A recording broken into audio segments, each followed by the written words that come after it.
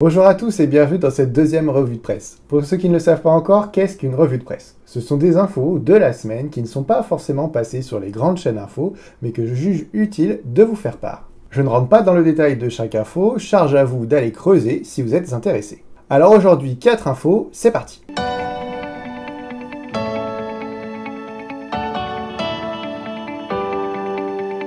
Pour cette première info, on se dirige en Afrique de l'Est, où la tension entre deux pays voisins, l'Éthiopie et le Soudan, est à son paroxysme. En effet, depuis plus de 3 mois, le gouvernement éthiopien lutte pour mettre fin à une guerre civile. La région du Tigré, située au nord du pays, à la frontière entre l'Érythrée et le Soudan, souhaite son indépendance, ce que refuse le gouvernement du pays. À cela vient s'ajouter ce qui est au départ un différend avec le Soudan, mais qui ces derniers mois devient une vraie tension. Et ce différend concerne la frontière qui n'a jamais vraiment été officialisée dans cette région. Selon le courrier international, cette zone se situe dans le triangle d'Al-Fashaga, une zone très fertile. Cette zone est revendiquée par le Soudan en raison des traités établis sous la colonisation britannique, mais la frontière reste floue. William Davison, analyste spécialiste de l'Éthiopie pour l'International Crisis Group, précise même dans le journal allemand Deutsche Welle que bien qu'il y ait eu des activités agricoles éthiopiennes dans cette zone, il semblait y avoir une entente sur le fait que cela ne signifiait pas que ces terres étaient éthiopiennes. Depuis quelques mois, les deux pays s'accusent de franchir la frontière sans autorisation, la tension monte et les forces armées se massent de chaque côté de la frontière. L'Éthiopie pense aussi que ces tensions sont attisées par l'Égypte qui ne voit pas d'un bon œil le projet éthiopien de construction de barrages sur le Nil. En effet, si le barrage était construit, cela permettrait à l'Éthiopie de contrôler le débit du Nil.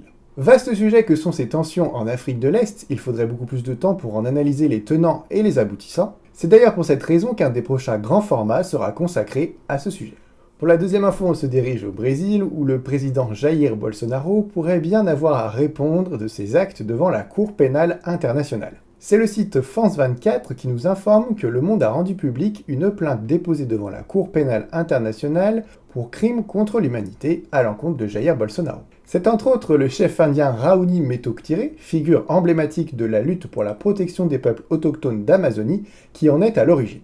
Dans cette plainte, il précise que depuis l'investiture de Jair Bolsonaro, la destruction de la forêt amazonienne s'est accélérée sans commune mesure, une augmentation de la déforestation de 34,5% en un an a été constatée, et le taux d'assassinat des leaders autochtones a été le plus élevé depuis ces 11 dernières années. La plainte précise que cette situation la plus dramatique sur ces 10 dernières années résulte directement de la politique d'État développée par le gouvernement de Jair Bolsonaro, qui vise à lever tous les obstacles pour piller les richesses de l'Amazonie. Et France 24 précise que ce n'est pas la première fois que l'on demande à la Cour pénale internationale d'enquêter sur Jair Bolsonaro pour crimes contre l'humanité. En effet, en juillet 2020, des membres du personnel de santé brésilien ont demandé à la Cour pénale internationale d'enquêter sur Jair Bolsonaro pour crimes contre l'humanité en raison de sa mauvaise gestion de la crise du Covid. France 24 rappelle aussi que malgré la saisie de la Cour pénale internationale, cette dernière reste libre d'ouvrir une enquête ou non.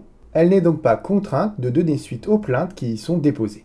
Avant de passer à la troisième info, on n'oublie pas de s'abonner, de laisser un petit pouce bleu, d'activer les notifications pour être au courant des dernières vidéos au moment de leur sortie, mais aussi n'hésitez pas à laisser un commentaire pour pouvoir interagir avec moi ou même entre vous. Troisième info, direction la Pologne qui continue à prendre des mesures qui entravent la liberté des Polonais. Comme je l'avais précisé dans une précédente vidéo sur les droits dans l'Union européenne, la Pologne, après avoir pris des restrictions à l'encontre de la communauté gay, restreint maintenant l'accès à l'interruption volontaire de grossesse pour les femmes polonaises. Selon France 24, en octobre 2020, le tribunal constitutionnel avait proscrit le recours à l'interruption volontaire de grossesse en cas de malformation du fœtus, statuant que cela était contraire à la Constitution. Cela aboutit donc à l'interdiction de tout IVG, sauf en cas de viol, d'inceste ou lorsque la vie de la mère est en danger. Cet arrêt avait été suspendu par le gouvernement suite aux violentes manifestations qu'il avait provoquées. Mais ce mercredi 27 janvier, le tribunal constitutionnel a confirmé cet arrêt, le publiant dans la foulée au journal officiel, ce qui le rend effectif immédiatement. De grandes manifestations se sont alors tenues dans les grandes villes de Pologne, en dépit des restrictions liées à l'épidémie de Covid. Il faut savoir qu'en Pologne, seulement 2000 avortements sont réalisés dans le cadre légal et plus de 200 000 sont faits de manière illégale ou à l'étranger, ce qui met par la même occasion la vie des femmes polonaises en danger. Et on attend toujours une réaction de l'Union européenne. La quatrième et dernière info nous emmène au Liban. Le Liban qui, comme mentionné dans une précédente vidéo, fait face à la plus violente crise économique depuis plusieurs années. Cette crise économique avait mené les Libanais dans la rue pour de grandes manifestations à l'automne 2019. Mais ces manifestations s'étaient arrêtées avec la mise en place de restrictions liées à l'épidémie de Covid-19. Et ces restrictions de circulation, ces confinements mettent à mal encore plus le quotidien déjà dur des Libanais.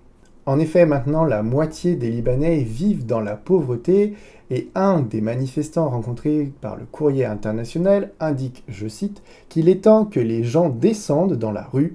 Nous avons pris la décision de poursuivre notre action, quel que soit le prix, car nous n'avons plus rien à perdre.